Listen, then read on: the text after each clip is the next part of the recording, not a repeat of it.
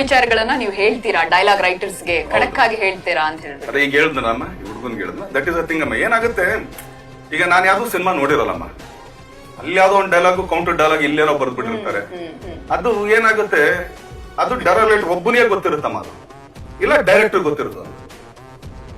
ನಾವು ಸ್ಪಾಟ್ ಬಂದಿರ್ತೀವಿ, ನಾನು ಆ ಸಿನಿಮಾ ನೋಡಿರಲ್ಲ, ಈ ಡೈಲಾಗ್ ಏನಕ್ಕೆ ಹೇಳ್ತಾ ಇದೀವಿ, ಓಕೆ ಇದಕ್ಕೆ ಫ್ಲೋ ಚೆನ್ನಾಗಿತ್ತು ನನಗೆ, ನಾನು ಹೇಳ್ತೀನಿ ಆ ಫ್ಲೋಗೆ, ಆ ಸೀನ್ ಚೆನ್ನಾಗಿದೆ, ಪಂಚ್ ಆಗಿದೆ ಅಂತ.